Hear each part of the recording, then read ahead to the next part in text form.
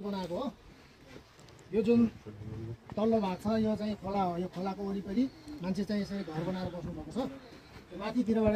त्यसले एउटा 1 2 3 लेभल भन्ने लाइट हुन्छ त्यो लाइट बल्लाइहाल्छ र अर्को चाहिँ त्यहाँ एउटा साइरन हुन्छ त्यो साइरन कराउँछ खड आउँछ साइरन कुन बेला कराउँछ भन्दा त्यो सेन्सरमा खड आउँदा कराउँछ त्यो सेन्सरबाट खड लगेर फेरि यहाँ बस्नु आउने टाइममा चाहिँ हो त्यो टाइमभित्रमा चाहिँ त्यो वरिपरिको मान्छेहरू दायाँ बायाँ गरेर आफ्नो ज्यान बचाउँछ